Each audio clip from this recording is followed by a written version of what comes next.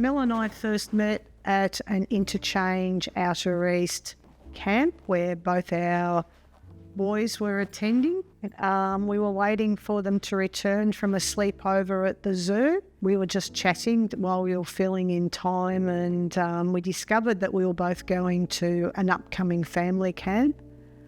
And our boys had really bonded during the sleepover, so we arranged to actually catch up at the family camp. And from there, that's sort of the history. Different journey seeds started to grow. It was 2014. Yeah. Yeah. We had tried a lot of other social events that had been advertised around, and we just sort of felt that they didn't meet the needs of our children. So we sort of went, we should try and start one ourselves, not realising how big a statement that really was. But that was probably where it came from.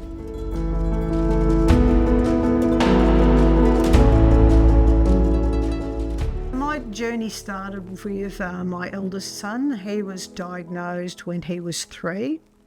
So we were able to access early intervention, and we learnt so much from being together and working with the therapists as they were working with our children.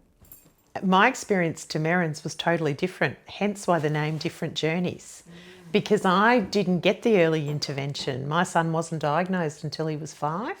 My daughter was diagnosed at 10 and my other daughter was diagnosed at 7. And so I actually rang an organisation for help when my son was in school, and she kept asking me all these questions, and what she unpacked was a family in crisis that didn't know they were in crisis. We started off with our Maroondah teens because at that stage my eldest son was still a teenager. He was in year 10. He was in a really bad way. He was suicidal, which was one of the reasons why we started the teens event. A result of the teens event is that Andre started to make friends. He's finally got his own tribe, which is what he didn't have in year 10, which is where he really needed it. And that's a result of Different Journeys. That would not have happened.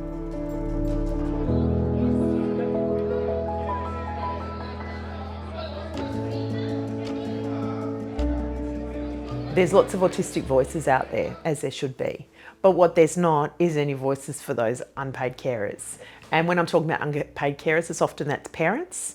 And whilst they might think that that's just their parenting duty, if they start comparing what they're doing compared to their peers, and it becomes more and they're going to more appointments, that's when they become an unpaid carer. And who supports them and who gives them a voice? And so we've started the last 2 years with our carers cuppers and our one-to-one carer peer support, where we meet someone out in the community and we say, how are you? And so Merrin and her team run, there's a team of 6 up in around the state in Bendigo, on the ground, and metropolitan Melbourne. And it's something that we're really passionate about, and we've actually been classed by the state government as neurodivergent carer specialists. Any new carer that attends our event will automatically be put on the register, and we firstly just listen to their story, because for a lot of our carers, they have never had an opportunity really to just talk about their story. We actually sit beside them.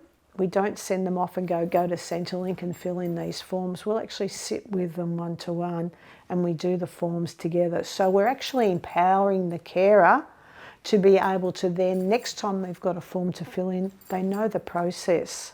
When we were ringing up and asking for services for supports, they would send us a list of 20, 30 things to go and research. Now, I was ringing because I needed help, and then I would actually not do all that research, or the psychologist would tell me I had to do all his homework, and I'd actually cancel the appointment because I hadn't done my homework. And so everything we've done is actually through our own lived experience. And we didn't want that to happen to us. We wish there had been support like we're offering when our children were younger. And the other side of the coin now is we're employing carers back into the workforce, right? They might have been out for 20 years and they've never had superannuation. And for the first time when they're filling out, they go, what's this form? I go, superannuation. We just assume everybody has it. But what if they don't? And where do they go? And how do they navigate that flexible working to be able to meet the needs of both the carer and themselves? And the other bit is every one of our staff, it's actually not negotiable that we have to have gone through the service system ourselves. We cannot sit there and tell a carer to access something we wouldn't do ourselves. And that's a real point of difference for us, because telling someone about a service you've received is totally different to telling someone about a service you think might be okay.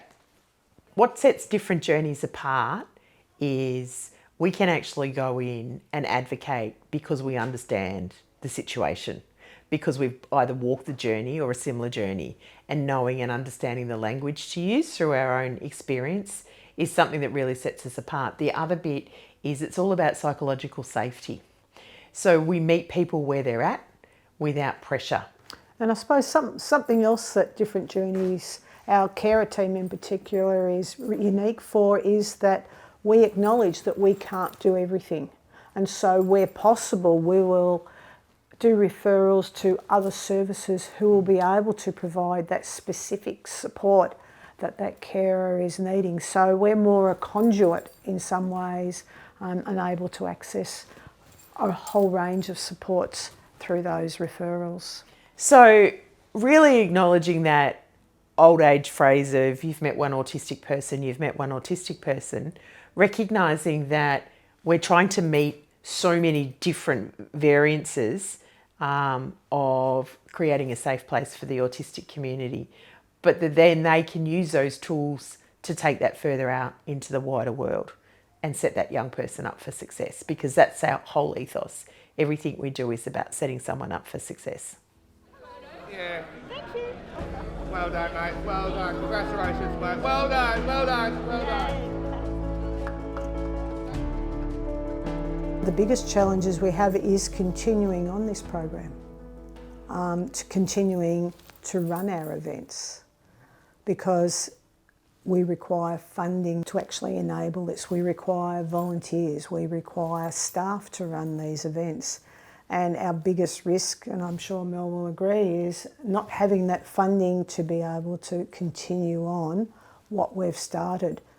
Because if tomorrow different journeys events stopped, then where does our community go?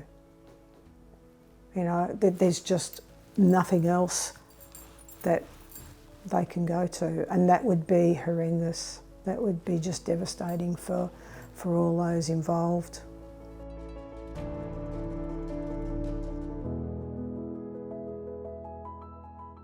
If I was going to give any advice to any carer or any autistic individual, is that there is hope, there is possibility. Yes, it's going to be rocky at times, but that's okay. That's where you access those supports that you need. That's where you go and ask for help, or ask someone who has done the journey already.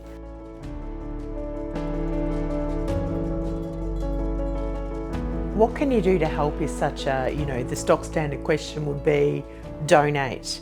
But really, our whole aim is for organisations like ours not to exist, because the acceptance, understanding and awareness is already out there in the community. So the next autistic person that they come upon, they will learn. This will come back to them, which then comes to our whole philosophy of making the world a much more accepting and thriving place for our community.